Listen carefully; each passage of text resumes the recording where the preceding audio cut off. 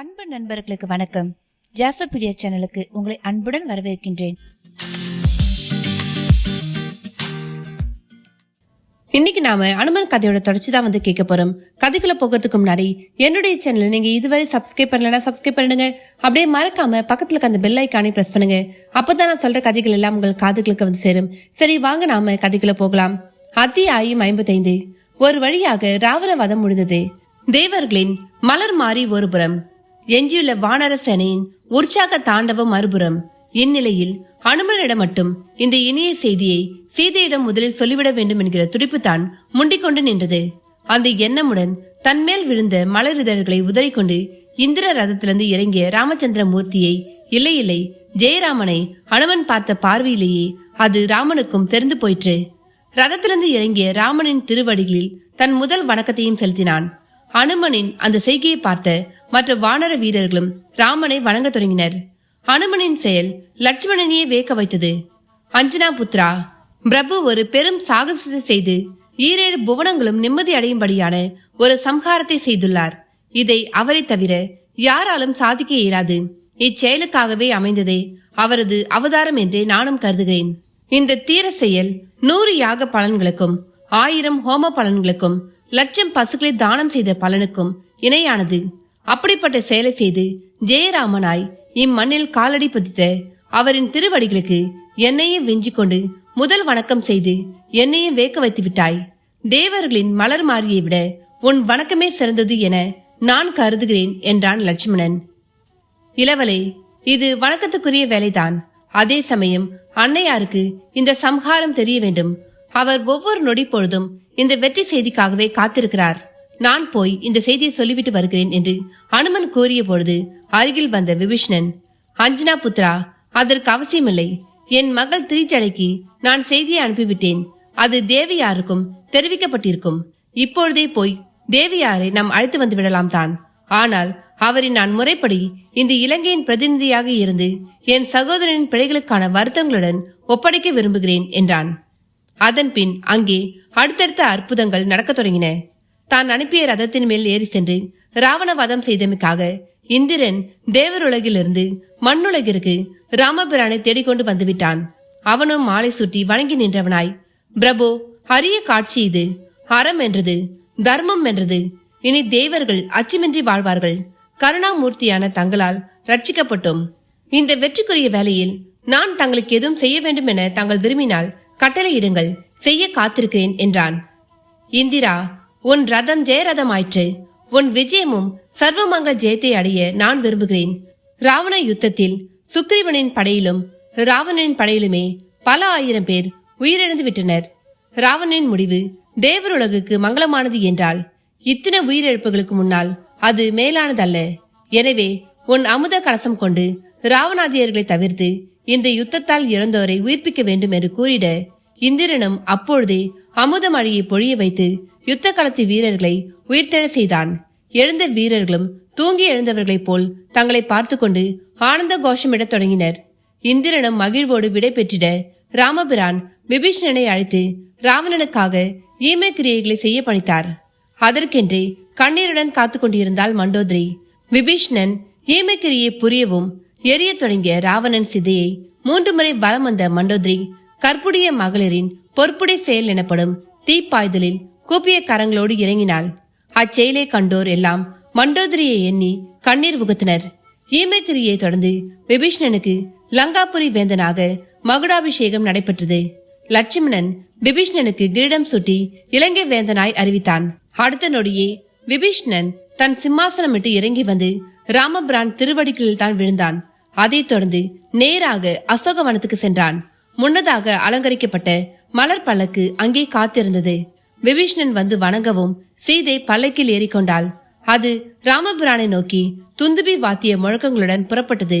10 மாத பிரிவுக்கு பிறகு ராமபிரானை காணும் தவிப்பும் துடிப்பும் சீதையிடம் அலைமோதி கொண்டிருந்தது. ராவணன் அரண்மனை முகப்பில் உள்ள மைதானத்தில் எஞ்சியுள்ள லங்காபுரியினரும் சுக்ரீவனின் படை வீரர்களும் காத்திருந்த நிலையில் சீதை பல்லக்கிலிருந்து இறங்கி ராமனின் திருவடிகளை தேடி வந்து விழுந்தாள். ராமபிரான் அவளை வாரி அணைத்து உச்சி திலகத்தில் முத்தமிட்டு ஆனந்த கண்ணீர் சொரிவார் என்றே அவ்வளோ பேரும் எதிர்பார்த்திருந்த நிலையில் ராமபிரான் சீதையை தொட்டு எழுப்பாமல் அப்படியே நின்றார். சில வினாடிகள் அவரது ஸ்பர்சத்துக்காக காத்திருந்த ஜானகிக்கும் அவர் தீண்டாமல் நிற்பது புரிந்துவிட்டது. மெல்ல நிமிர்ந்தாள். ராமனை ஏறிடாமல் நிலம் பார்த்தபடியே, பிரபு, என் விருப்பப்படியே தாங்கள் என்னை தேடி வந்துவிட்டீர்கள். என்னை கவர்ந்து வந்த ராவணனுக்கும் முடிவரை எழுதிவிட்டீர்கள். உங்கள் தேவியாக நான் இப்பொழுது நின்றபடி இருக்கிறேன். ஆனாலும் என்னை தீண்டாமல் தாங்கள் தயக்கமுடன் நிற்பதன் பின்னே ஏதோ ஒரு காரணம் இருப்பதை யூகிக்கிறேன். அது என்னவென்று யூகிக்கும் சக்தி என்னிடம் இல்லை. நான் இந்த நொடி பொழுதுக்காகவே என் உயிரை பிடித்து வைத்திருந்தேன்.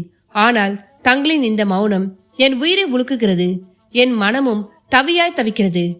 நான் என்னையும் அறியாமல் ஏதாவது பிழை புரிந்துவிட்டேனா? அல்லது இப்படி ஒரு பல்லக்கில் ஏறி வந்ததுதான் குற்றமா?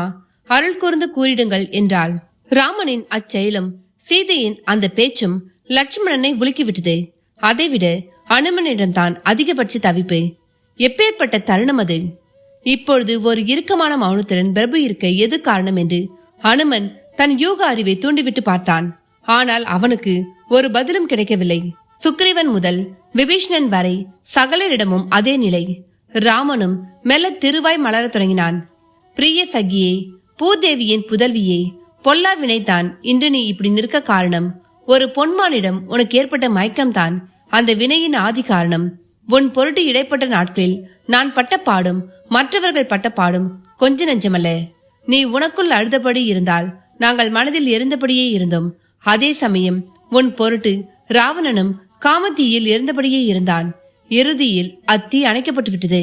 அனைத்துக்கும் கர்த்தாவான உன்னை ராவணன் நித்தமும் காம அவஸ்தையோடு சுற்றி சுற்றி வந்தான். இன்று அதுவே அவன் எரியவும் காரணமாகிவிட்டது. இதனால் உன் பிம்பம் என்னும் தேகமாகிய தோற்றம் காரண காரியத்துக்கும் அதன் பொருட்டான பாவத்துக்கும் ஆட்பட்டு விட்டது. அதனாலேயே நான் உன்னை தீண்டவில்லை. நான் உன்னை தீண்ட வேண்டும் என்றால் உன் பிம்பத்தில் பதிந்த ராவண திருஷ்டி கழுவப்பட வேண்டும். அதை நீரால் கழுவ முடியாது, நெருப்பாலேயே கழுவ முடியும். எனவே இவர்கள் எல்லோர் முன்னாலும் நெருப்பாற்றில் இறங்குவாயாக. அக்னி தேவனும் உன்னை புனிதப்படுத்தட்டும் என்றான். ராமனின் இந்த விளக்கம் கேட்டு எல்லோருமே அதிர்ந்தனர். ஆனால் சீதையிடம் மட்டும் அதிர்வே இல்லை. பிரபு, தங்களின் விருப்பமே என் நோக்கம். தீப்பாய்வதில் எனக்கும் ஆனந்தமே. சத்திய மகளிரை தீயால் ஏதும் செய்ய இயலாது என்பதை நான் அறிவேன். எனது சத்தியமும் என்னை காத்து புனிதப்படுத்தட்டும் என்று சீதை தீப்புக தயாரானாள். அனுமன் ஒரு வினாடி சீதையின் அந்த பதிலால் ஆடிப்போனான். முன்னதாக ராமபிரானின் அந்த பேச்சு அவனுக்குள் அதிர்வையை உருவாக்கியிருந்தது. ஆனால் சீதை அதை துடைப்பது போல் பேசி அனைவருமே அதிர செய்தாள். சீதை தீப்புகுவதற்கான செயல்பாடுகளும் தொடங்கின. விபீஷணனுக்கு கலக்கமாய் இருந்தது. கண்ணீர் மல்க அக்னி பகவானை துதிக்க தொடங்கினான். அப்படியே ராமபிரான் போல் துளியும் பற்றின்றி இத்தனை நீதியோடு ஒருவரால் இருக்க முடியுமா என்றும் கேட்டுக்கொண்டான். லட்சுமணன் மட்டும் ஓடிப்போய் சீதையின் காலில் விழுந்து, அண்ணி, தங்களுக்கே சோதனையா? என்னால் இதை தாங்க முடியவில்லை என்று கதறினான். லக்ஷ்மணா, அச்சப்படாதே. பிரபுவின் திருவுளம் என்பது திவ்ய மதுரமானது. அதில் சராசரி குணநலன்களுக்கு இடமில்லை. என்னை மேன்மைப்படுத்தவே பிரபு இவ்வாறு கூறியுள்ளார். எனக்கு எதுவும் ஆகாது. அப்படியே ஆனாலும் கவலை இல்லை. ராவண திருஷ்டியை என்னோடு அக்னி ஏற்றுக்கொண்டதாக ஆகட்டும். நான் அசோகவனத்தில் பட்ட துன்பத்திற்கு முன்னால் இது ஒன்றுமே இல்லை. அண்ணல் கூறியது போல் என்னால் எவ்வளோ பாடுகள், எத்தனை உயிரிழப்புகள். இதற்கெல்லாம் நான் என்ன கைமாறு செய்வேன்? மண்ணில் உதிக்க போய் மலர் போல் இருந்துவிட்டபடியால் அதை சூடி பார்க்க ராவணனும் விரும்பிவிட்டான். நானே தீப்பிழம்பாய் இல்லாதிருந்தால் அவனால் தான் முடிந்திருக்குமா? அதனால தான் மண்ணின் பெண்ணான என்னை அக்னி பெண்ணாக்க படைத்திருக்கிறார் ஐயன். இதற்காக நீ வருந்தாதே. பின் அந்த வருத்தமும் என்னையே வந்து துன்புறுத்தும் என்ற சீதை நின்றபடி இருந்த ராமபிரானை 3 முறை வலம் வந்தாள். பின் 4புறமும் சூழ்ந்திருப்போரையும் பார்த்தாள். அனுமனையும் பார்த்தாள். அனுமனின் கண்களில் கண்ணீர். அனுமனின் முதலும் கடைசியுமான துக்க கண்ணீர் அதுதான். அந்த நொடியில் பெண் பிறப்பு குறித்தும் அவர்களின் நிலைப்பாடு குறித்தும் அனுமனுக்குள் பெரும் சிந்தனைகள்.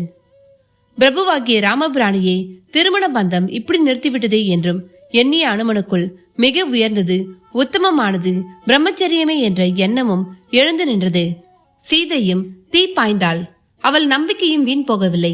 எரியும் தீ நாக்குகளுக்கு நடுவே அவளை ஒரு சிம்மாசனத்தில் அமர்த்தி அந்த ஆசனத்தை தன் சிரமேல் சுமந்தபடி அக்னி தேவனும் எழும்பி நின்றான். என்ன நண்பர்களே, கதையை கேட்டீங்களா? இந்த கதையோட தொடர்ச்சி உங்களுக்கு அடுத்த பாகமா வரும். அதுவரை இந்த கதையை கேட்டுட்டு உங்களுடைய கருத்துக்களை பதிவிடுங்க. லைக் பண்ணுங்க, உங்க நண்பர்களுக்கும் ஷேர் பண்ணுங்க.